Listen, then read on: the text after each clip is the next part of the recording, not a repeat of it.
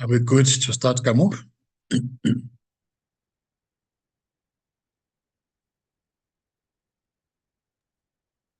Just 1 minute, Doc.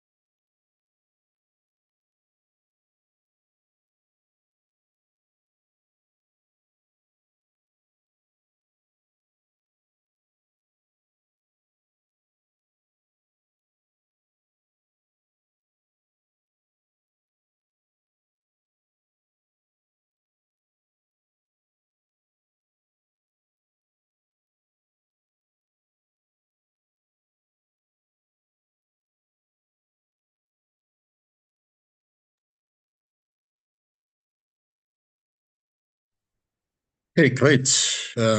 Welcome, colleagues. Good evening. Welcome to our weekly webinars hosted by Clinics Health Group. It's good to see so many returnees, so to speak, those who are part of this weekly webinars and joining us and logging in so early also. We've got quite a number of participants who've logged in, more than 300 at the moment, and still counting. And we thank you for supporting this program, this webinars. And as usual, we just want to remind everyone that these webinars are CPD accredited, and they're also streamed live on YouTube. So at any time when you want to go and watch the previous presentations, you are free and at liberty to do so. And you can watch them, and maybe there's something that you missed that you want to check. It's okay to do so. From time to time, we do get requests for presentations, and where possible, we do share these presentations where the presenters authorize us to share these presentations, and we'll always check with them beforehand. And I think the same thing with Dr. Mohammed, who's going to be doing the presentations this evening. And if she's free to do so, she'll inform us, and we'll gladly share these presentations with you. And it's good that we have some interactions. I've had some colleagues calling, sending us emails, checking on their CPD points. It shows that people are actually logging in and also interested in getting their points beyond just getting the education that we're getting, the continuous medical education that we're getting. But if you do have a problem, please, you do not necessarily have to put your details on the chat box, but what you could do is send, when you register, make sure that you provide us with your correct name and surname, your correct MP number or SANC number or your pharmacy number or the Allied Health Professions Council number, so that once this has been provided, we then send it to the HPCSA via our service providers.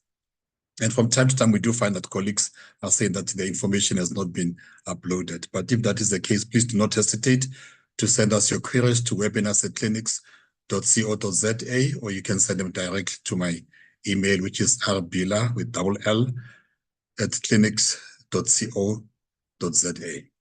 And so this evening, I'm quite excited to bring back Dr.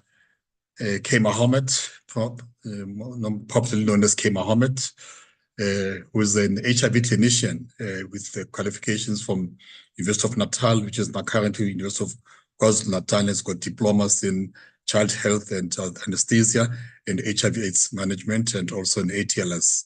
She's passionate about teaching and has over 38 years being a medical doctor and 18 years of experience in the management of HIV/AIDS.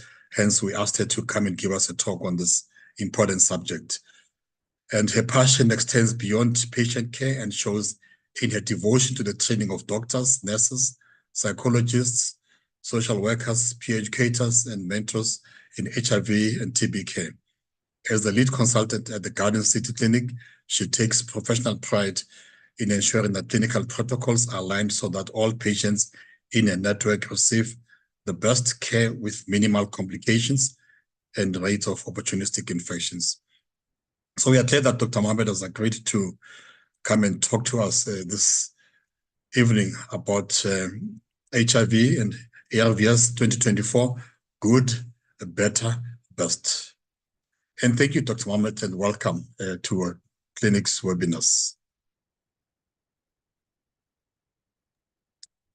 I just want to thank you, Dr. Bila, for having invited me to do this webinar. I get very excited because I think we're in such a good space right now that I wish I could share this with everyone, not just every doctor, but every patient as well, as to how well we're doing nowadays. That's great. Welcome. And hopefully at the end of the webinar, everyone understands it. My take on ARVs is just very simple and very clinical. So I trust at the end of this, I've made things very clear. And if not, you can either ask the questions or you're more than welcome to WhatsApp me as well.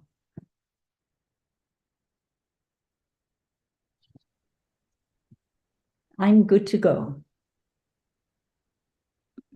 Are we good to go? Yes, I am. Can I go ahead, Dr. Bila?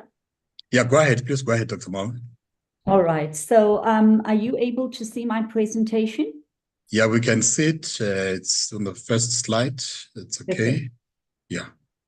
So what I want to start off with saying quite straightforwardly is that ARVs are used to treat and to prevent HIV. And when it comes to treatment, the most important thing is the viral load. And there has to be no compromise on this. The viral load has to be undetectable. We need maximal suppression of the virus. And if this happens, then the CD4 count will sort itself out and the immune system picks up very normally. But what we need to understand is ARVs are not for today, not for tomorrow, and not just for having a baby. They are for the rest of your life. And adherence is absolutely important. And nowadays, that is not a problem because we have drugs in fixed dose combinations. We can say to patients, you need to take only one tablet once a day. So as soon as you get up in the morning, drink your meds, it's over and done with. You don't have to think about it. The drugs of today have minimal side effects, minimal toxicity, and even if you have patients who have issues, we can work around all your issues, be they renal, be they hepatic, be they whatever. So in this day and age, the treatment of HIV is so simple. Once a day, no side effects, no toxicities, and we need an undetectable viral load. So that is the treatment of HIV. But also remember, we can use use ARVs to prevent HIV, and the two scenarios, PEP and PrEP, which I will go into later on. So very straightforwardly, every single person has to test. If you test, you're either positive or you're negative. And if you're positive, you need to get onto ARVs. And once you're on ARVs, the viral load has to be undetectable. And what this equates to is undetectable equals untransmittable, which means that you can say to your patient, you're as good as anyone who's HIV negative. And even if you have a partner who's negative, and you never used a condom, your partner will remain negative. So you can see an undetectable viral load is going to ensure untransmittability, and you can go on and live a completely normal lifespan. So I'm just going to, essentially, everything I have to say will be summarized in this graph. So this slide is absolutely important to understand. So we have regimen 1, and it's important to understand the slide because recently we have changed our guidelines. And in regimen 1, previously, we had TE, and TE is, as people would remember, tenofovir, either emtricitabine or lamivudine with efavirenz. So this is what we used previously. And then in private, we had the benefit of having TER, which was tenofovir with the XTC and ropinirole, and I will go into each one separately as to the plus and minuses of each one. But recently, in the last year or two, we are using TLD. And TLD means we're using tenofovir with the ecstasy, but instead of the efavirenz or the ropinirole, we've replaced that with dolutegravir. And depending on what you use first line, we will then decide on second line. But I want everyone to take note here that TLD can be used first line and second line. And it's important to understand this because when you are giving your patients ARVs, it's important to take note whether you're using the TLD first line or second line. So TLD 1 and 2 as a concept you need to understand for going forward. But hopefully as we discuss things, it'll be made very, very, very clear. And the reason for the TLD first line and second line is this graph is very self-explanatory, that we're using dolutegravir, which is an integrase inhibitor. And what we know is it has a really high genetic barrier to resistance, and this graph says it. And also it's an extremely potent drug. So using dolutegravir has now changed the way we're treating patients.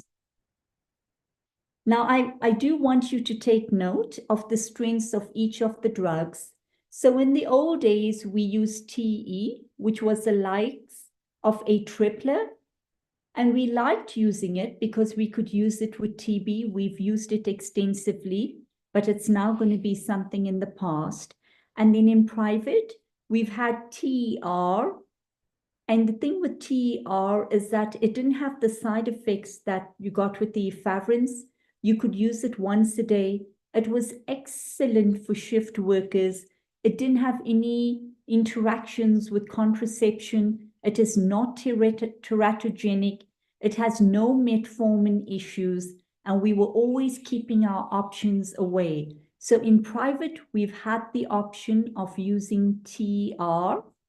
And then the new kid on the block is now TLD.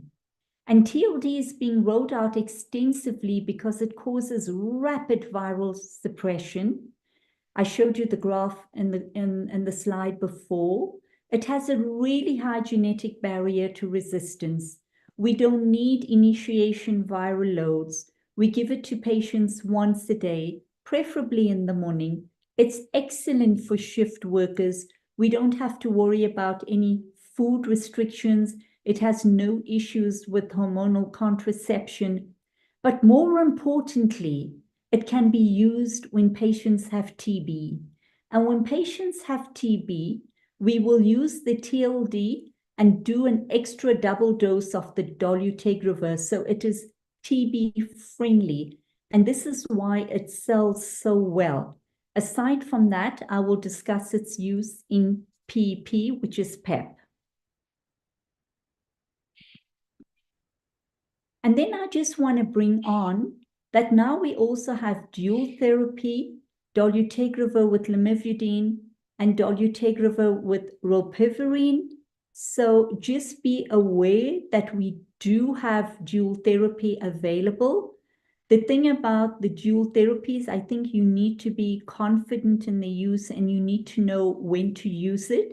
So it is, the dolutegravir lamivudine is an alternate option. We can use it for initiation. You can switch patients onto it. It's not inferior to triple therapy. It's 1 tablet once a day, very, very cost effective. And then we have the dolutegravir ropinirole combination, which is not inferior to triple therapy, once a day, cost effective, a solid drug, and we can use this when we're switching as well.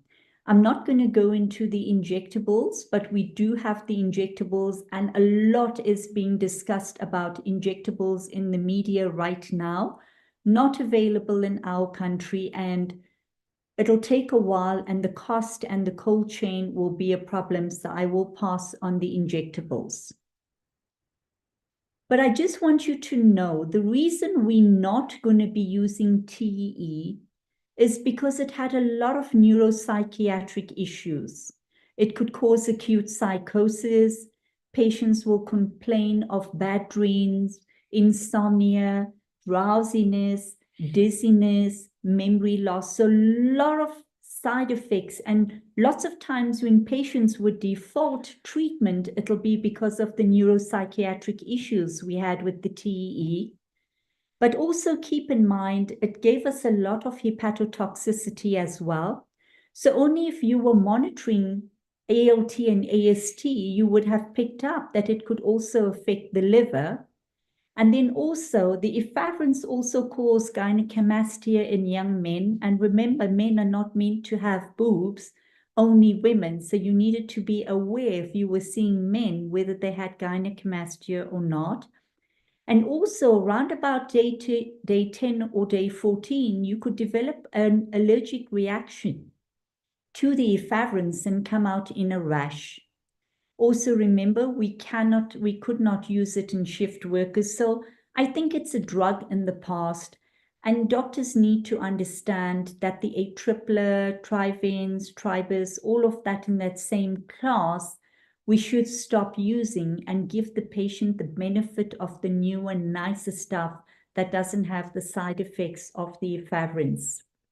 Now, do keep in mind that in private, we've had the TER available for in excess of 10 years. And if you want to use it on initiation, you needed a viral load. And the viral load had to be less than 100,000 to be able to consider TER. And if patients had TB, we could not use TER, we needed to switch. And also be aware that if patients are on ulcer treatment, you can use TER, but use a TER in the night in the morning if you were using ulcer treatment in the night, and vice versa. So just be aware that if you are using TER, be aware cannot be used with TB at all. The ulcer drugs, you can still work around them. And if you are initiating on treatment, the viral load has to be less than 100,000. Now with the TLD, which is the new kid on the block and spreading extensively, do be aware of weight gain, especially in women. I haven't seen too many men complain of weight gain. Not sure because men don't complain, but I weigh all my patients. And I am aware that there is a fair bit of weight gain in women.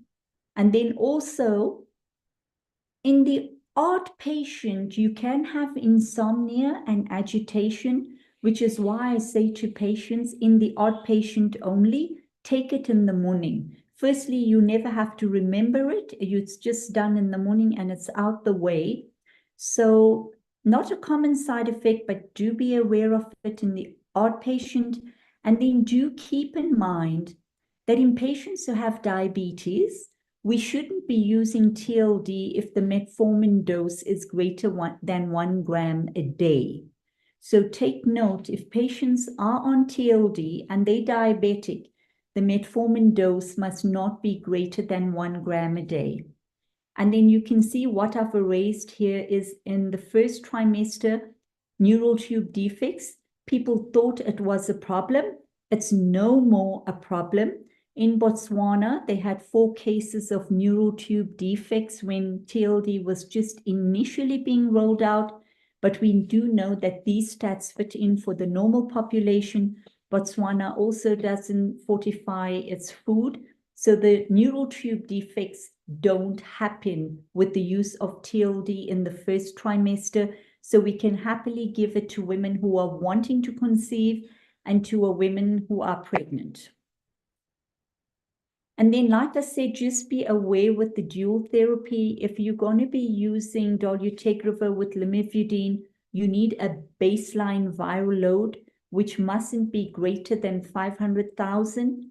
The CD4 mustn't be less than 200. And remember, we cannot use it in patients who are on TB treatment.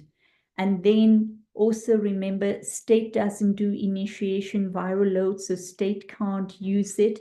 And if we plan on using dolutegravir with lamivudine, we need to know the patient's Hep B status, because if the Hep B status is positive, remember, we can't use it because we're using tenofovir and lamivudine to treat hepatitis B as well.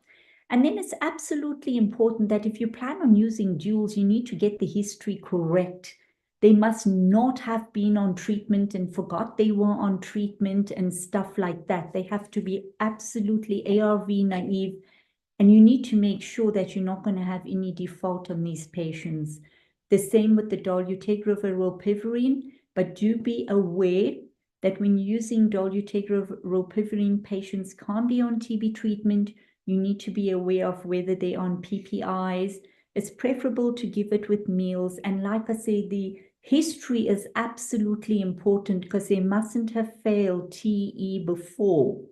And then also, if patients have hepatitis B, remember we cannot use the dual treatment again. And if you're doing a switch, it's preferable to have an undetectable viral load. And these drugs are only used first line. Now, I'm going to give you guys a little bit of a breather there so that you take in that the main thing to keep in mind is you need to get rid of TE, and you need to replace that either with TR or TLD. But I will explain to you how to do the switch as well. So remember, there were two big trials that came along. The first one was the EARNEST trial. So what EARNEST said is that if patients fail regimen 1, and in those days patients would have been on TE, we can switch them to the TE, drop the efavirenz, and add a PI. We could recycle the TE. We didn't need a resistance test. We just needed to add a PI to the TE and drop the efavirenz. And this made life very easy for patients in private, because in state, they used Eluvia, so it was like a whole pill burden and a BD dose, where EARNEST made life very easy. So when they failed the TE, we could switch them to TE plus a PI, and it was 2 tablets once a day, but I will go into that just now. And then after that, NADIA came along, and what the NADIA trial told us is that if patients were failing, this is for regimen 1, TE, we could switch them to TLD even if the viral load is detectable with no resistance test. So you have a patient who's on TE and he's got a detectable viral load, you can happily just switch him to TLD and just stress the importance of adherence. That is for regimen 1. But when you were doing this, you needed to take note that this is not TLD1, because the patient's not starting on TLD. This is a switch from TE to TLD, and this is TLD2 because he failed TE. So this is what happens in regimen 1. But what NADIA also went on to say, that if the patient's on a PI, and if the PI is undetectable, we could very happily switch to a TLD. And this is what we've done in private. No resistance test is needed, that the dolutegravir is just as good as the PI. But this is what we do in private, but state has modified this, and state is saying that if you've addressed the adherence, and if the viral load is less than 1,000 and the patient hasn't been on a PI for 2 years, we can then switch to a TLD from the PI. So instead of being on 2 tablets once a day or multiple tablets like they do in state, you could easily switch them to the TLD, but make sure adherence has been addressed, the viral load has to be less than 1,000, and the patient has to be on the PI for less than 2 years. Now, remember when we had regimen 2 in the old days, we were using Eluvia. And the thing about using Eluvia is that we could use it with TB, but now we know we're not going to be using Eluvia or lopinavir ritonavir anymore. We have the option of the TLD, which I've discussed before. And then previously, especially in private, we've had the option of atazanavir with Nova. And what the combination of atazanavir Nova did, it allowed us to give patients 1 tablet once a day. So this had minimal GIT side effects, way better metabolic profiles than the lopinavir Eluvia, less dyslipidemia, because I remember in the old days, whenever you saw patients on Eluvia, they were always needing a statin with that. So it made life a lot easier in private than it did in government, where we had atazanavir, which we could replace the Eluvia with, and Eluvia was 2 tablets in the morning and 2 in the night. So the atazanavir just became 1 tablet once a day, together with the TE. And then we also have darunavir available, which is also a PI. The wonderful thing about darunavir, it has the highest genetic barrier to resistance. It doesn't give you any of the GI side effects or the metabolic side effects that you got with Eluvia. Also, we had the Stanford scoring, which could help us use how we needed to use it. But also, we never had patients who complained of jaundice. So in some patients with atazanavir, I'm going to go through it now, patients might complain of yellow eyes. So like I say, Eluvia is done and dusted, big tablets the side of a suppository. I have no idea how patients for years and years and years would take it and be virally undetectable. Hats off to all those patients.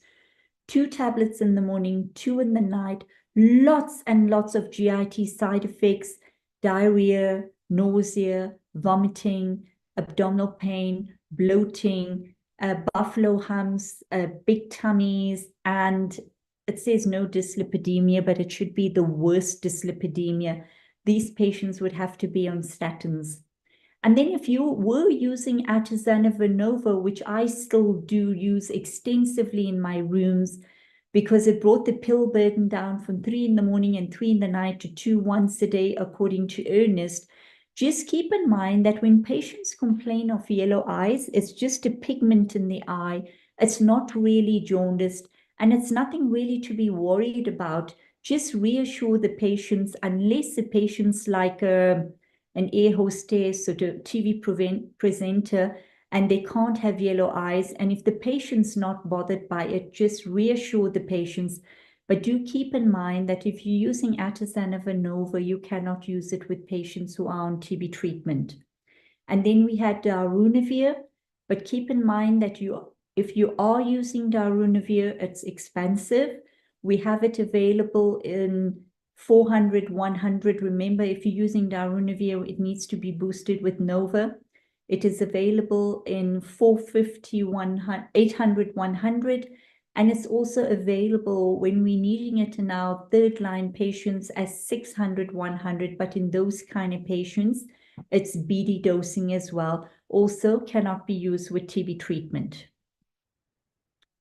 Now, I do want to place emphasis on these new drugs, and some more new than others, because remember, we have a population that is aging. We have patients now having comorbidities like hypertension and diabetes. Some patients will have inherent renal issues, And because we are now seeing the aging population, patients also get oncology issues concurrently and can be on chemotherapy as well. Also, our patients could be on other medication as well. We sometimes, when our patients have low CD4s, give them Perbac. Also, they could have herpes with that, and we give them acyclovir. They could have CMV, and we need amphotericin B. In the old days, we needed kanamycin with TB treatment, and also we have non-steroidal anti-inflammatory drugs. So always important to ask patient, are you taking any other medication, and be aware of whether you have patients on Perbac or not. And then also remember the condition known as HIVAN, which is in patients who are HIV positive and you have chronic kidney disease.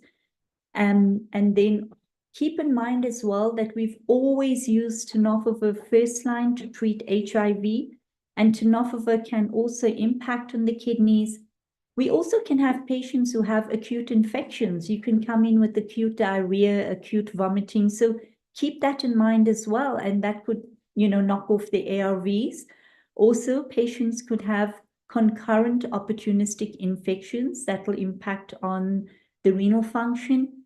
Do keep in mind that Black patients who have a low CD4 but a high viral load are also more prone to renal issues, and patients with family histories.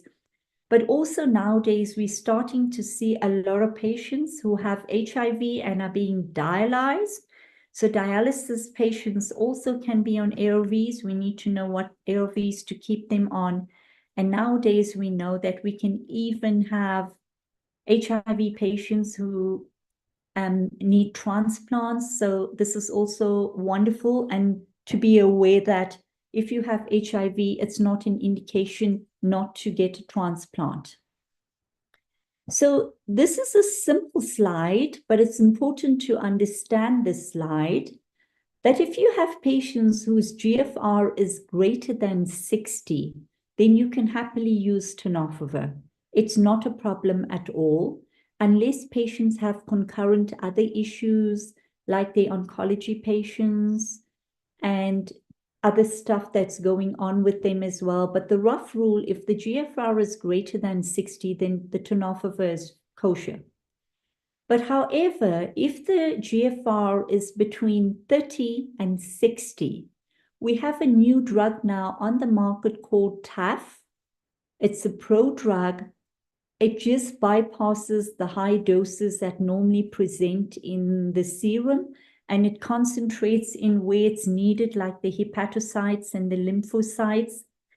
And if the GFR is between 30 and 60, keep in mind, TAF is an excellent option. And the wonderful thing about TAF is we don't need to do HLA typing. And HLA typing is absolutely important, especially in Caucasian patients.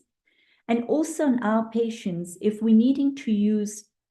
we are planning on using TAF, then we don't need to do hepatitis B surface antigens. Because if we are going to take the patients off tenofovir and we're going to use TAF, no stress. But if the GFR is less than 30, we can't use TAF, then we might have to consider using abacavir. And if we are using abacavir, remember we need HLA typing and we need a hepatitis B surface antigen, because like I said, the tenofovir and the TAF can be used to treat hepatitis B. So if you are going to go off tenofovir and TAF, you need a hepatitis B surface antigen to make sure they don't have hepatitis B as well. Do keep in mind that with the TAF molecule, it's an extremely small molecule.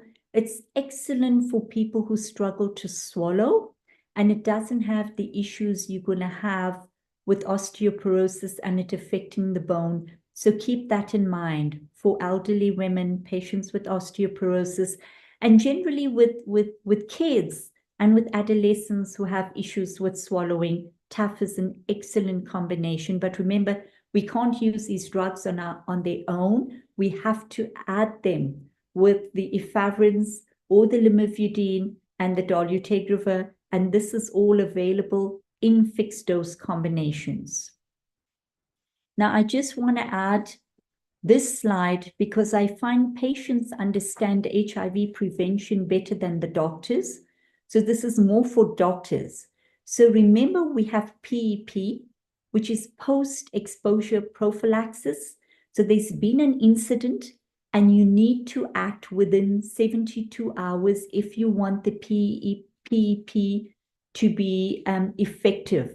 So you need to have a rapid in the rooms to make sure the patient's HIV negative.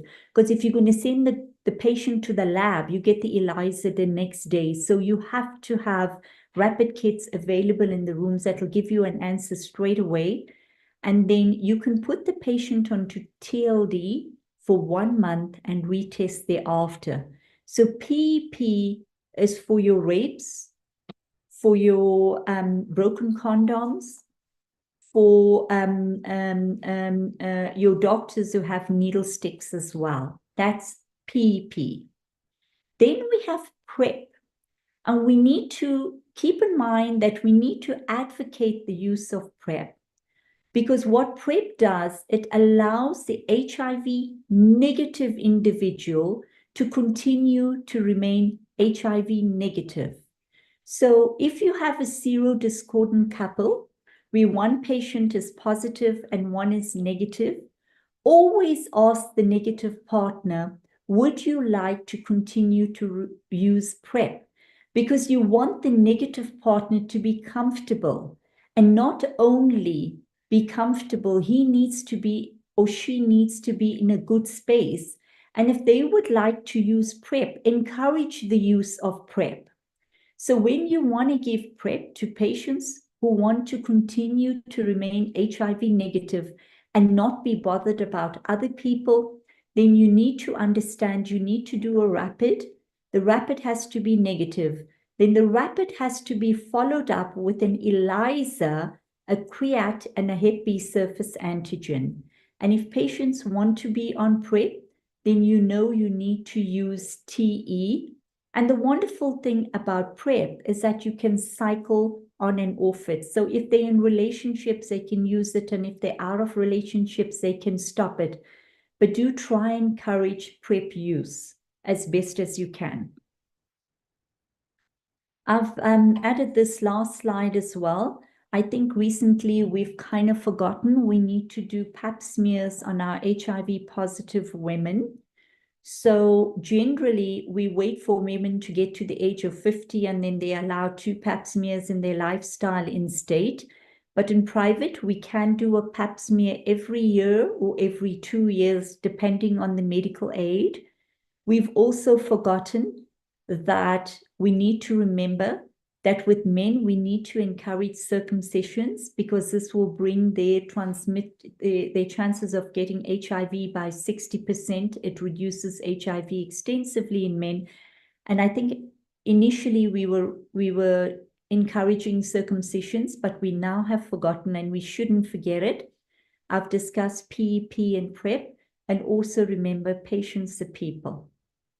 So if Dr. Bila doesn't mind, I'm happy to take questions going forward.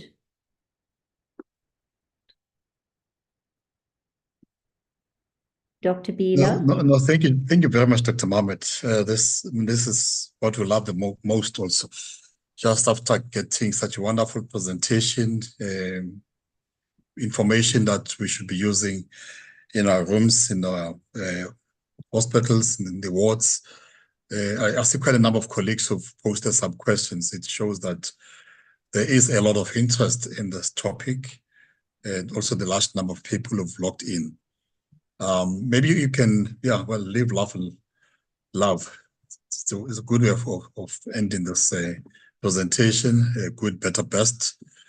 Indeed, we've gained a lot. There's a question that in the first question is, can you switch back patients from TLD to TE if they experience side effects of TLD, which leads to non-compliance? The bottom line is one needs to understand where you did the switch. And this is why I said the TLD1 and TLD2 is absolutely important to understand. So if you've switched them from TE to TLD and they were virally undetectable, you have that option of the TE, but in private, remember, you have the option of TR. And I have used TR for in excess of 10 years, because when I worked at Right to Care, in state at the time, we would only do CD4 viral loads and creats. We never did liver functions in these patients. And when I went into private, the lab I use automatically gave me all these LFTs, and I realized how many abnormal LFTs we would have.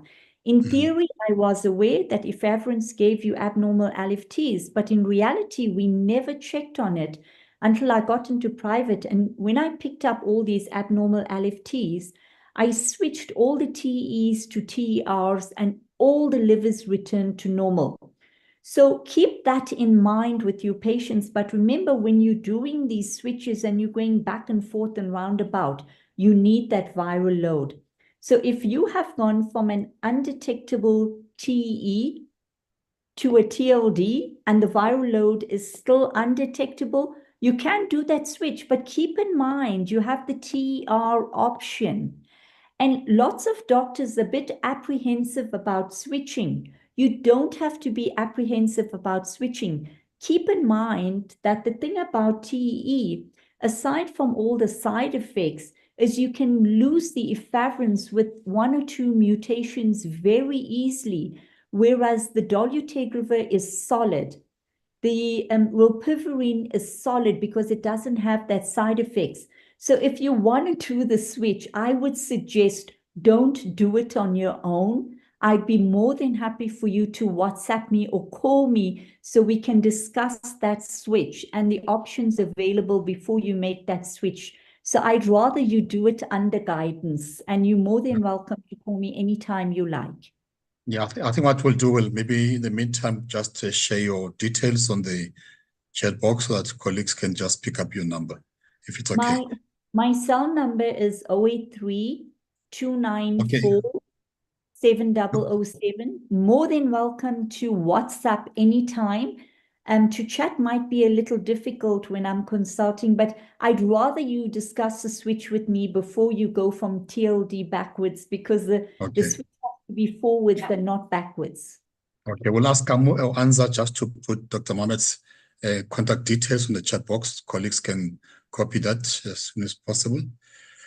You know, there are some colleagues here who, you know, I think there are those HIV clinicians, GPs, specialists who, I mean, HIV treatment, this TET, TLD, for them it's a bread and butter issues, but there are those who are not familiar with all these abbreviations.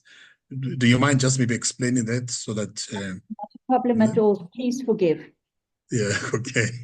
So the TE is tenofovir, emtricitabine, or lamivudine. Now, the emtricitabine, lamivudine is very easily interchangeable. You can use one or the other, doesn't matter. So the tenofovir is the T, the E or the L is the same, and I normally refer the T and the L as ecstasy, and the E is efavirenz. Now, when we're looking at ARVs, we want to use one NRTI, and that NRTI is your tenofovir. And then we're using another NRTI, which is either the L or the E. So we have 2 NRTIs, and that generally forms the backbone of ARVs. And to that, we then add either an NNRTI or an integrase inhibitor. Now, I just hope I have not, this is making sense, because it's like reflex to me, but I'm hoping that people listening out there also understand. Yeah. So your TEE. No, that's fine. 2 NRTIs and 1 NNRTI. That is your TE, and that is your likes of your atripla, the drug we used 20 years ago. Now, we are saying you have to use TLD, and TLD is again taking your 2 NRTIs which is your tenofovir with your lamivudine. And I told you lamivudine and emtricitabine interchangeable, same thing, no stress. So those are your two NRTIs. But what we're changing now is we're dropping the efavirenz or the NNRTI, and we are replacing that with dolutegravir. And dolutegravir is an integrase inhibitor. So the drugs act completely differently here. Yeah. So Thank you does very that much. I make think, sense? yeah, that makes sense. Yeah, I think for the benefit of others. A question from Sanjay Naran. Please comment on the recent emergence of resistance to dolutegravir. Is it a big problem? What do we do if it happens? You know, Resistance. I say to all my patients, you know, so that your viral load has to be undetectable. That means you're taking your meds, you're taking it properly, and that it is working for you. And it is so important to share that knowledge with patients that when they come in to see you, they need to ask you, doctor, what is my viral load? And if they understand their viral load is undetectable, means they're as good as anyone who's HIV negative. They're not going to transmit anyone HIV to anyone, not to a partner, not to a baby, and they lead completely normal lives. So I think as a doctor, if you get that right, where you are able to give that patient that little extra education as to why they take the drugs and how their drugs work and why that viral load is so crucial, you're not going to have any resistance. So the problem comes in if they are not going to be undetectable in the treatment they're on. You can be absolutely certain they're not going to be undetectable when you switch treatment as well. And this is why we find, not so much in private, but in state, when they are doing the switches, that they are picking up dolutegravir resistance because no one has ever sat them down and said to them, you need to take your treatment properly. Because if they're going to fail regimen 1 and regimen 2, they're not going to do any better on regimen with dolutegravir in it. So it's crucial that when you're doing these switches to get that adherence story sorted, because if they're not going to take their regimen 1 and regimen 2, you can be certain they're going to do nonsense with your dolutegravir as well. Okay. And this is where state is picking up a lot of resistance to dolutegravir because they're doing the switches with patients who are already failing on other treatment. The adherence has never been addressed. The viral loads are high. So dolutegravir is an issue. It's not so much an issue in private because in private, we make absolutely certain, or I make absolutely certain, that every single patient of mine has an undetectable viral load. But also keep in mind that when you're seeing patients who are having dolutegravir resistance, to make absolutely certain that you get the previous drug history right and where the patients were on TB treatment as well. Because if they were on TB treatment and you didn't double dose that dolutegravir, you will then get dolutegravir resistance going down. So I think dolutegravir resistance is going to be there. It's going to be there like resistance with any other drug, but make absolutely certain that when you're doing switches, when your patients are on treatment, to emphasize adherence. Because if you've done that, then the patient's going to look after himself. He understands that you're not going to get it wrong, but dolutegravir can be bust. And in this country, we bust everything. Okay. So if you pick up dolutegravir resistance, also keep in mind that when you're seeing a viral load that is in like hundreds of thousands, that is not drinking his meds. When you have patients who are having resistance issues, those viral loads are in a few thousands, not in hundreds of thousands. So that in its sense is also giving you, you know, an idea where the patient's not taking meds or taking meds. And then you go back to you then go back to the DSP and make sure. You can always track from the DSP whether the patient is taking medicines, like you can find out, has a delivery happened every month? You know, the viral load sitting in the thousands, the patient's not taking any herbal, tribal, immune suppressant kind of thing. The patient's not on TB meds. The patient has to after a while, you learn to catch them out as well. You know what I mean? As a doctor, you just like ask a few questions and you pick up if patients are taking meds or not. And also look into the history. Is there a history of failing treatment? You know, is there a history of, no, we've taken treatment properly and you convinced about it. So you as a doctor need to suss it out very carefully. But remember that dolutegravir resistance is an issue. You just have to be on the alert for it and make sure you let your patients understand that if you're having any issues, please come and talk to me. Yeah, sure. Just talk all the time. Yeah. Yeah. So that's one. Patients on TE and are well controlled, and they develop diabetes and need metformin. Is it okay to leave them on TE? No, I would prefer to personally, in my own practice, I have switched every single TE patient who's virally undetectable to TER. Firstly, you don't have no hepatotoxicity, you have no hepatotoxicity, neuropsychological side effects, you don't have no metformin issues. So if they're virally undetectable, try and get them all onto a TER. The switch from TE to TLD is if they're undetectable.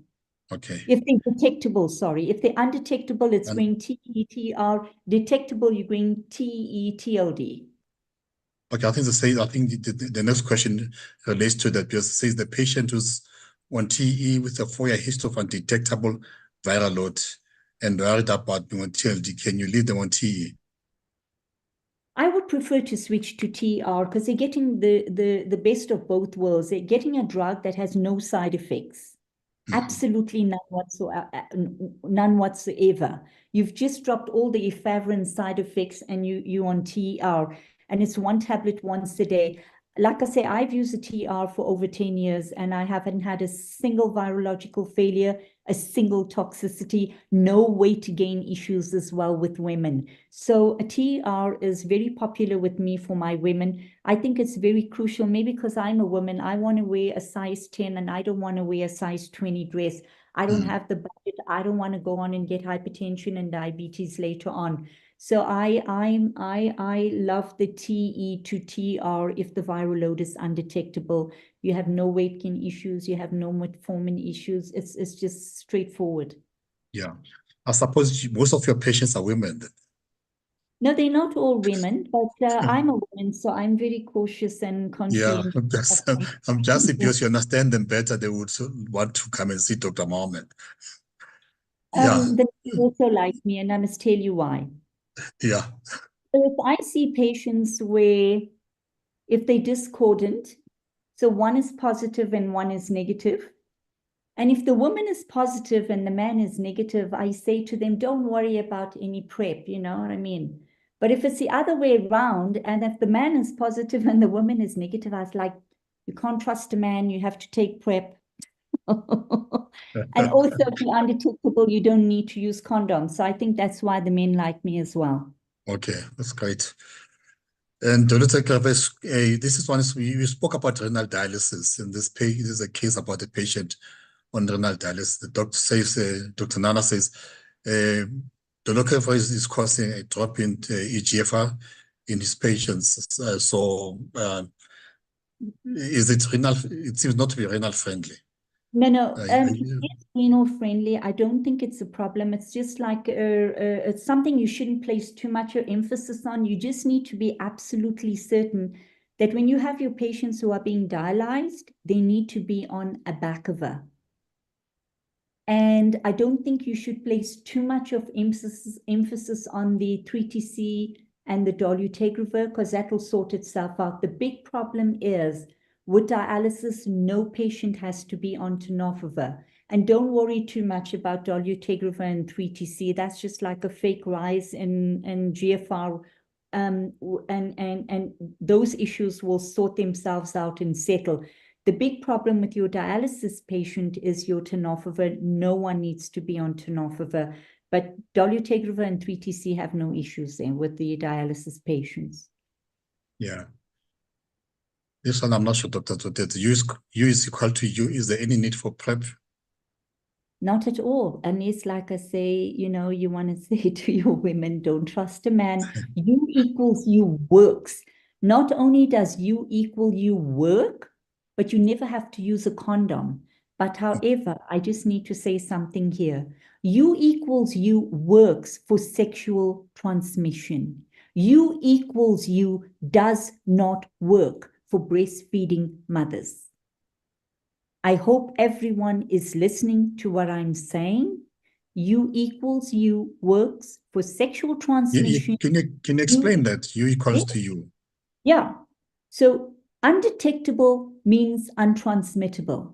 So Okay. if you have one patient who's HIV positive and the viral load is undetectable, the partner, if is HIV negative, has the option of not being on PrEP and has the option of not using condoms, because you will not transmit HIV to a negative patient if you are undetectable. If you don't have virus for you and the virus is blocked, you're not going to be able to transmit to a partner. But remember, it is not U equals U for breastfeeding mothers. Now, I want everyone to listen very carefully to what I'm going to say.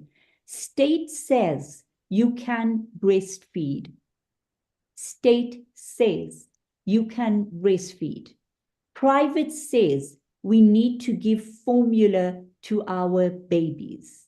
So when the World Health Organization made the decision to breastfeed, they were not looking at HIV transmission. They looked at whether this baby will be alive. So they wanted a live baby, even if it was positive, didn't matter because you could give it ARVs. But we in private know that the medical aids should be forced to pay for formula for 6 months. Because if you formula feed a baby, U equals U does not work in babies and breast milk. So I think as a doctor, when you're sitting there with your patient, you have to let patients know U equals U doesn't work on breastfeeding. You rather buy formula or insist that the medical aid supply the formula. And in that way, you know 100% certain that those babies will be HIV negative.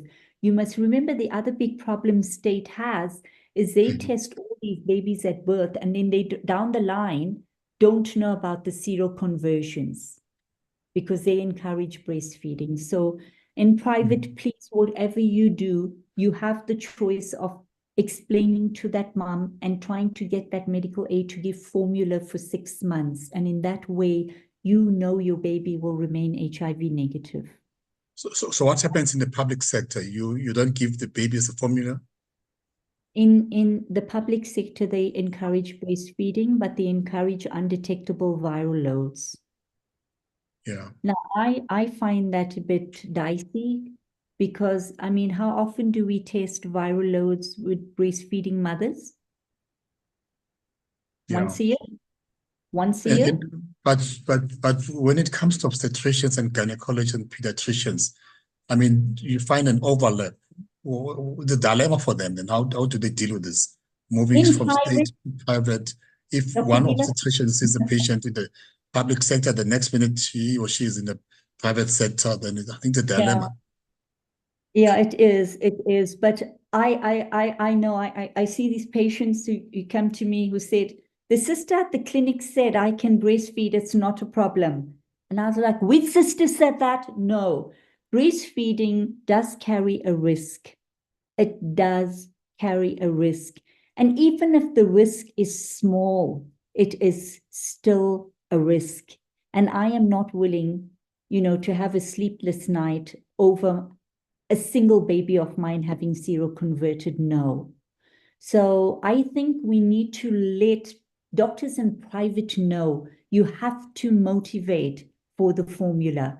And we have to force medical aids to provide the formula, though a big medical aid is now looking at its pocket and not providing the formula this year, which is disgraceful and not fair. But I think in private, we have to let patients know that you as a doctor would rather they bottle feed. In that way, 100% certain you know that baby will never seroconvert. The risk is low, But in that baby who seroconverts, that's 100% seroconversion, and that is I think absolutely it's quite an important message to take home. Dr. Nkosi wants to comment on patients with high creatinine and low GFR. So remember now, that slide that I showed you, when the creat starts to climb, you need to have the GFR. And these days, the labs are very good. They calculate the GFRs for us. So keep in mind, the magic number is 60. So any patient whose GFR is less than 60, some medical aids consider 50, but I use 60 as my cutoff. You need to take the patients off tenofovir, and then you have the option of TAF. The wonderful thing about TAF, you don't have to worry about HLA and a hepatitis B surface antigen. You can switch the tenofovir to TAF, and then if it's less than 30, then you can't use TAF, then you need to go to abacavir. So in addition to the viral loads, doctors need to be monitoring the GFRs. Those are the two things you absolutely have to monitor. The viral load and the GFRs. Those are the two things you monitor. If you're not wanting to monitor anything else and you're keeping it basic and simple, the viral load and the GFR. Yeah. I think we dealt with Dr. Muchwadi wanted to know about the emerging resistance with dolutegravir, but I think we've covered that. Yeah, just be aware it's there and you need to be aware of it. So make absolutely certain you stress adherence. And if you're wondering if it's happened and if the viral load's sitting in a few thousand, it has happened. So when you're motivating for a resistance test with dolutegravir, remember also it's not routinely done on patients. So if you're wanting a dolutegravir resistance pattern, you need to let the lab know that the patient's on dolutegravir, otherwise they might run the resistance pattern to the other treatments, drugs as well, and not to dolutegravir. So also keep in mind that if you are going to motivate for dolutegravir resistance, to let the lab know to kindly include the dolutegravir resistance in the pattern as well. Okay. The questions are coming thick and fast. Dr. Maposh wants to know, patient fails TE due to adherence, and in adherence, counseling is also failing. Why start them on TLD? Exactly. But the patient might have failed the TE because of the TE side effects. It makes patients drowsy, dizzy, fatigued, have bad dreams, you know what I mean? So if you take the patients off a drug that has these side effects and you put them onto the TLD, which has no side effects, they could now suppress, where previously they never have suppressed. But you need to make sure you tell the patient that you'll wring their neck if they don't take their meds. You know what I mean? This is it. They have to take the meds. Meds have no side effects, no toxicity. They can take it in the morning when they get up.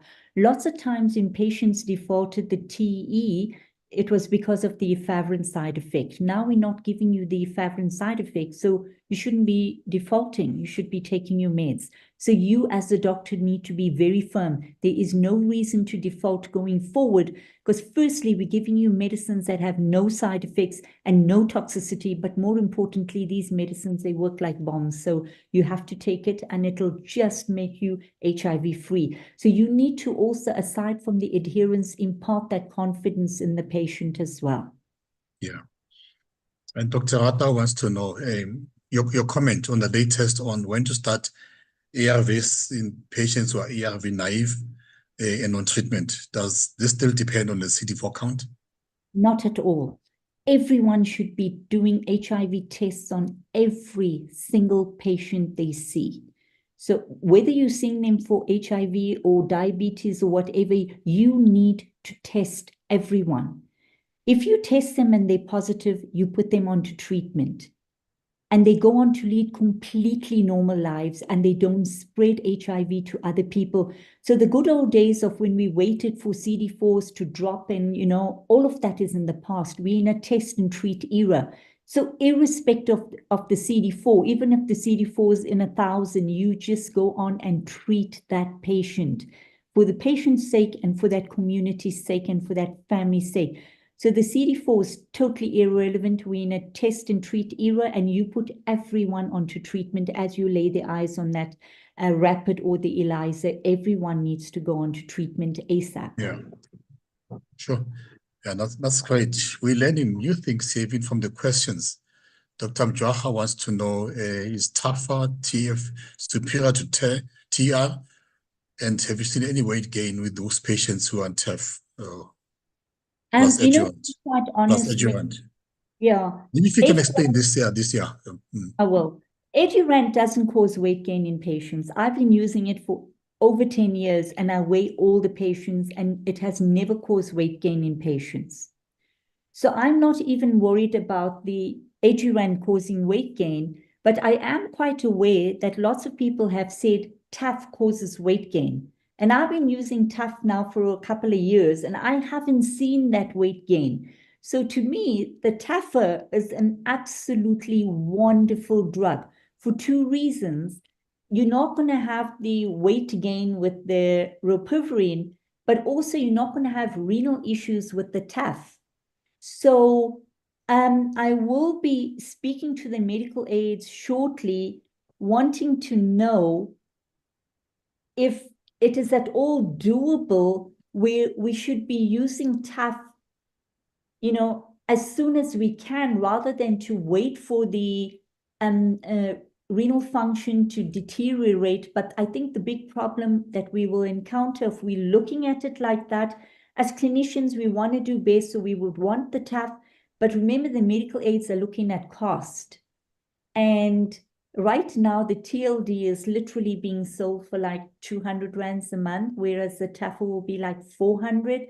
So I think the medical aides will put a hamper on that. But what they're not looking at is the long-term effects. Why wait for patients to get renal issues and need dialysis and all of that down the line? Whereas if we put them on the TAF now, we would save on those issues going forward. But like I say, a bit controversial now. I have no idea what field the medical aides have for it. But what I'm absolutely certain, if you see the creat climbing and the GFR dropping, switch. If you're seeing a patient who's an adolescent, switch, because the tablet size is small.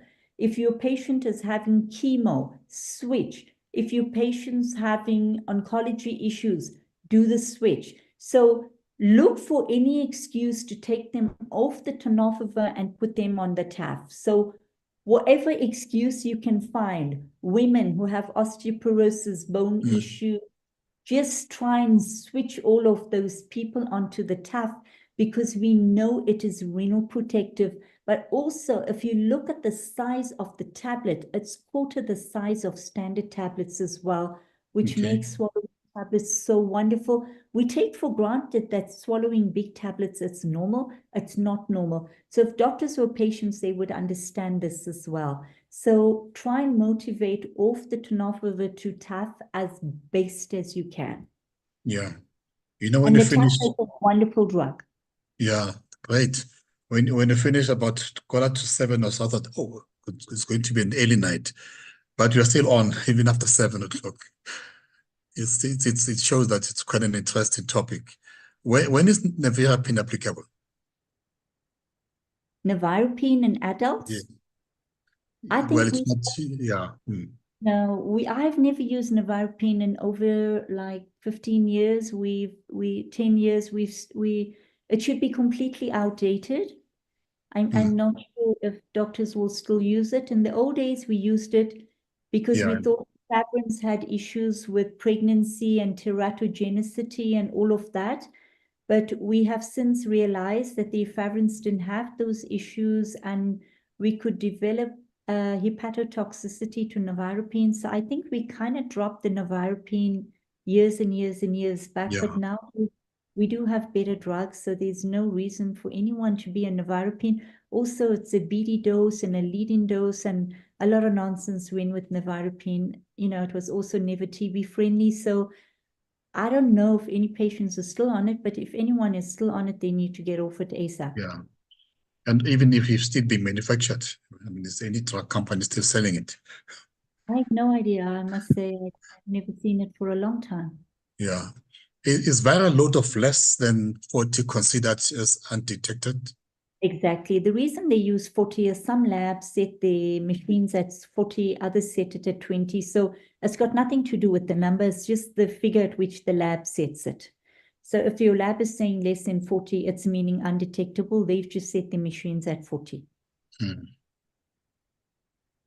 in Yeah. private, remember, undetectable is undetectable. State will, say 400 and stuff like that. Undetectable is undetectable, and we need to let our patients know that. And like I say, that's the most important thing. You need to teach your patients to come and ask your doctor, what's my viral load? And you find that they look after themselves. Yeah, that's Dr. Tom Malekutu. It looks like they are saying that nevirapine is still being widely used in exposed infants for PMTCT. I'm surprised about it. No, only in children. Remember, in Yeah. children, nevirapine is used, not in adults. And the Yeah. reason nevirapine is used is nevirapine and AZT syrups are very, very, very different. So if you have a baby that's being formula fed, you can use AZT. But if the baby is being breastfed, you can't use AZT. You have to use nevirapine with AZT. And So, raltegravir is still being used. What happened? Raltegravir still there? sorry, I didn't get that. The raltegravir. Raltegravir, we used to use it a long time ago when it was available, but remember it was a BD dose. And then subsequent to that, we used it extensively when patients had liver failures from efavirenz, and the only thing we had available in them days was raltegravir.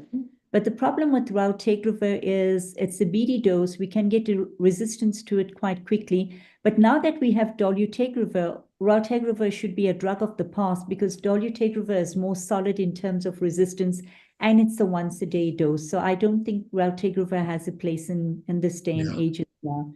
It has been replaced by dolutegravir. Like I say, a higher barrier to resistance, more potent, and a once-a-day dose. Yeah. And I think just tongue in cheek, Aziz Aboudin says, and I agree with that we need an HIV treatment guidelines for dummies. We need an HIV treatment guideline for dummies like me. Oh, no. It's quite simple. You just have to get back into it and you will get it right. And if you're not sure, you're more than welcome to WhatsApp me. I think that's not fair. It's just a matter of being a little confident with its use. So the more you use it, the more confident you get. You just shy away from it if you're not confident, but you're more than welcome to WhatsApp me anytime you like if you're not sure, and that confidence will build and you'll get very good at it. Yeah, we put your contact details in the chat line. So I think any colleague wants to get How do you manage a CD4 count higher than normal in a compliant patient? Now, you don't worry about the CD4. The CD4 is totally irrelevant. Remember, the CD4 reflects on how the immune system and the body is coping. So if we zap the virus, the body will take care of itself. So don't worry about the CD4. The CD4 is important if it's less than 200. If the CD4 is less than 200, then we want to use Perbac with the ARV. But if the CD4 is more than 200, we're going to drop the Perbac and we're only using the ARV because also remember, we want to decrease pill burden as well. So if you can keep it simple and give patients one tablet once a day, do so. But if the CD4s are very low, then you will need to add a bit of Perbac to that. So generally try and get patients to test early so you can put them on treatment early. And what this means is that we also will, literally, I think can, if we, proactive, stem the tide of HIV going forward. Okay. What if a patient on TE with undetectable viral loads refuses a switch to TLD? What do you do? You tell him you're the doctor, and the day he brings his certificate to you, then he can decide. So he must be just firm with the patient. Yeah, especially when he's undetectable, he's taking his meds, and you tell him, listen, we have the option of TER. You take it in the morning when you get up, and you come back and tell me after a month to say, wow, doctor, this tablet is amazing. I'm no more fatigued. I'm no more tired. I feel like a new person. You do the switch, tell the patient to come back after a month and tell you, and they'll think you're the best doctor on the planet. Okay, next one from Matsomi Nkwanana says, is it advisable to switch patients on a PI-based regimen to TLD when the viral load is detectable but lower in the region of just over 100? I must say in private, I try and make sure that those viral loads are undetectable or really very low. But there's a bit of, like I said, state is using a bit of latitude. They are saying less than 1,000, and if they're on the PI for less than 2 years. In private, I'm saying it's got to be undetectable, and you know what I mean? So it depends. You need to address the adherence. Yeah. The adherence is so important, and that's why, like I say, state is picking up a lot of dolutegravir issues because they are doing the switches a little bit more freely than we do in private. Because remember, in private, you also see the same patient all the time. So if the viral load's undetectable, the patient can't do nonsense with you because you will literally shit on him as well. Whereas in state, they see different people all the time, and it's you don't have that one-on-one with the patient. You know what I mean? So Yeah. the scenarios are a little bit different, and in private, we need to be firm with our patients. Okay. We're back And to inspire tougher. confidence in Okay, go patients. ahead.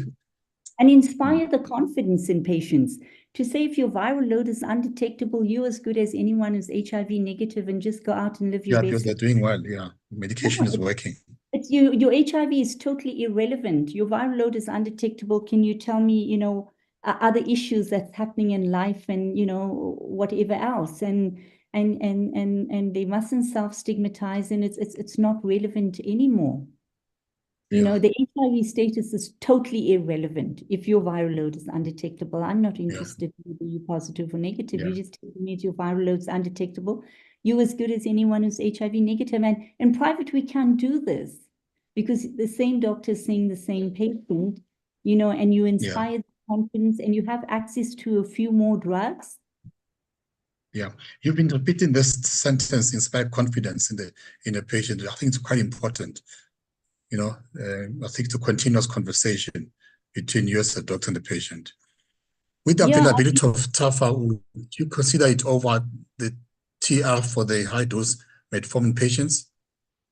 Exactly. Yes, absolutely. Absolutely. So you don't have no diabetic issues ever. You also have major options available later on. So keep in mind that you have the benefit of having no diabetic issues, no weight issues, and you're going to have no renal issues. So it's just a wonderful option that one needs to be aware of. Yeah. And you what have do you do if you get in private. Okay, go ahead. You have this option available in private. So if you are picking up any renal issues, if you are picking up diabetic issues and the patient's undetectable, this is your option available. Go for it. Yeah. And what do you do if you get TB after the switch to TR? No. Then if you've switched to RE and you get TB, you got to go to dolutegravir. That is a given. You don't have a choice. The R is dropped, and you have to go to dolutegravir because remember, you can use the dolutegravir as one tablet in the morning and do the additional dolutegravir dose in the night to supplement the rifampicin dropping the levels, but the rilpivirine is completely out with TB. You have to do the switch. Yeah, for those who are still on the line, please be patient. We're still quite a number of you online, and we just towards the end. Should we stop doing 6 monthly LFTs and UNE when patients are doing well on TLD? I would do a viral load and a creat. I'm not too worried about ALTs and ASTs, but the viral load and the creat is absolutely crucial. So they should be 6 monthly. Yeah. And how do you manage patients with very high platelet count?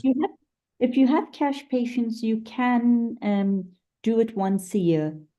Oh. If you know what I mean, if the patient is strapped for cash, you can do it once a year. Okay.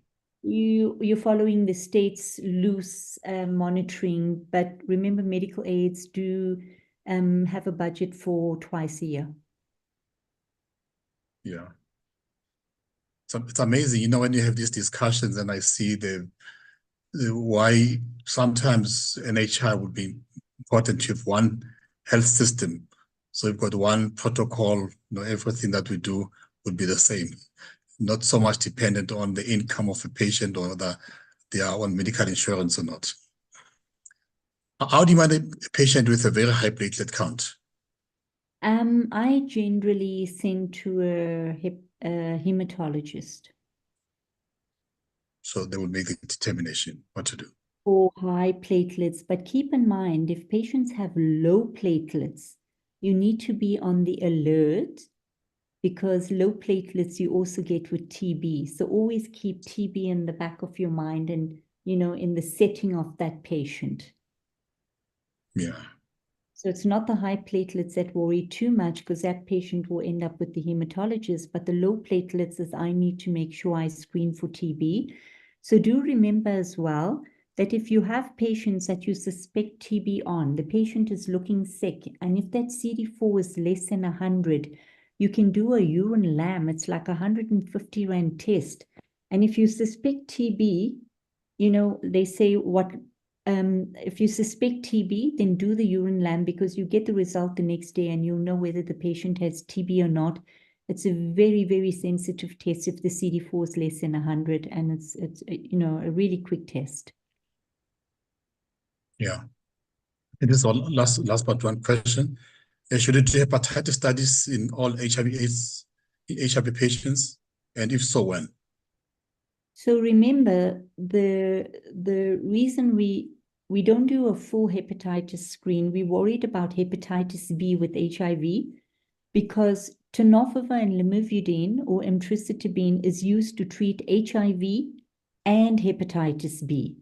So if we have patients we're using TLD or TE on, and we want to take those patients off the TE, then we need to make sure they don't have hepatitis B, because if we take them off the TE and put them either on ALD, like abacavir, then those patients will have flares with their hepatitis B. So this is why it's important when we not so much putting on patients, but switching off patients to know that they don't have hepatitis B, because if they do, even if they're having renal issues, we need to keep the tenofovir in and renal dose it. Yeah. So hepatitis B and HIV are sharing the same drugs. Yeah. Dr. Rata, if a female patient on TLD has weight gain problems, can we change to TR if they are virally suppressed? To TL. To TLD. Patient is on TLD and has. Then you can happily switch to TR. Can you say them to TR if they are virally suppressed? To TR. Yeah. You so can it's correct. make sure this is TLD1 and not TLD2. So TLD1 is a patient who hasn't failed TE before. If you understand what I'm saying. So if this patient, you've switched the patient from TE to TLD on an undetectable viral load, and now they're on TLD and they're gaining weight and the viral load is still undetectable, you can do that switch. That's not a problem. But you need to know that viral load to do the switch. And if it's been undetectable, no issues. But if it's been detectable, then that's problematic, because you can't go backwards. Oh, okay. Yeah, there's someone wanted to find out about the injectables. You did mention that you mentioned them, you didn't touch them. So we won't talk about them. They're still very far from here, from us. They're being used extensively in other countries, not in our country. They're in trials here. There's a cold chain involved. There's high costs involved. So it'll take a while before we get on top of things there in terms of the cost and the cold chain. So it'll take a Okay. while. This is why, I mean, there's a big hype about it in the media, but in reality, I think it Yeah, I saw won't that, yeah. happen soon because of the cost and the cold chain involved. And if you think about it, I said TLD is sitting at 200 rands a month. And then with these injections, it's not every 6 months. It'll be every 2 months and it's in 2 bums. You know what I mean? So it's not like so But easy expensive. and straightforward. And there's a big cost involved and a cold chain. So I put it on hold for a while. Yeah. I think we'll try to manage time. You won't go beyond the next 4 minutes. For PrEP, which one is the best among oral PrEP, V-ring, or injectables? No. We don't have any injectables yet. We still got to go with the orals. So the one we are using presently is TE or Truvada on all of those generics. And we do things a little bit differently in this country. And I would be very happy to follow our guidelines rather than overseas guidelines, which are very different. So if we're going to use TE in patients that we're using for PrEP, remember that it takes a week before it's active in men and 3 weeks in women. So keep that in mind as well. And those are our guidelines. I'm not going to discuss the controversial overseas guidelines. Yeah. So it's And with true. hepatitis AG positive, EGFR less than 30, we hepatitis B AG positive, EGR less than 30, which regimen is suitable? So you'll need to use abacavir, but what you'll do, you'll decide on how much of tenofovir you will give to the patient.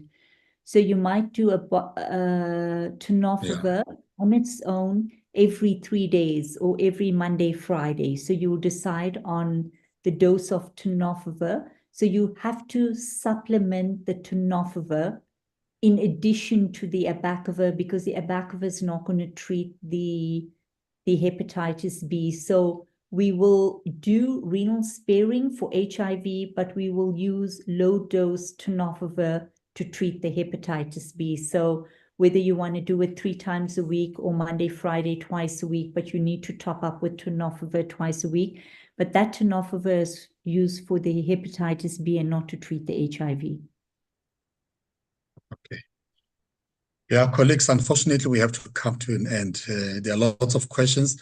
What I'm going to do, I'm going to ask Kamu to just copy all these other questions that we still have, and we'll then send them over to Dr. Mohammed, and then I'm going to request that you respond to them, and we'll share them with all the colleagues who were logged in tonight, if that's okay with you, Doc.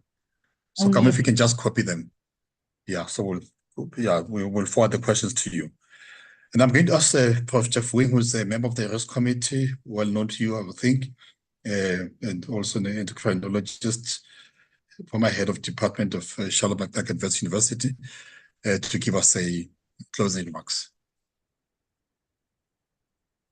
Thanks, Dr. Bila. Thanks, K. Mohammed, for putting up with all of us. There's still 400 online, I see. You certainly earned a marathon. So let me put a little metabolic twist to it. So you guys, when I say you guys, the HIV clinician group, have been so successful that, in fact, you've made HIV far more trivial than it was when it first emerged as an epidemic in South Africa. You've made it easy to treat, you've made it rational,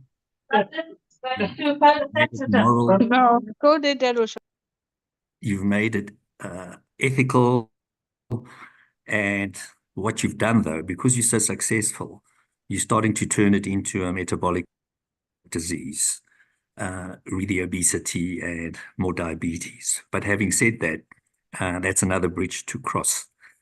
Your message was very clear, very lucid, and importantly, very passionate. I can see that you love getting patients better, and you love getting colleagues to getting their patients better. So I'm going to stay with your moniker of live, laugh, and love.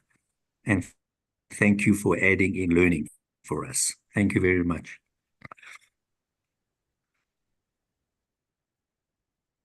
Thank you very much, Prof. And thanks, Dr. Mohammed, and thanks, colleagues, for joining us this evening. It has been a wonderful time. We spent almost 1.5 hours discussing this topic, and we hope to see you again next week. And thanks, Gamo and Anza and the background for a wonderful time that we've had with Dr. Mohammed. And Dr. Mohammed, if you want us to share the slides, is it okay with you? You can share with the colleagues. By all means. Okay, thank you. Yeah, we'll share them with us and then we'll send them. Thank you, colleagues, and we'll have a good evening. Gamo, don't stop the webinar first. Let's just do a few things.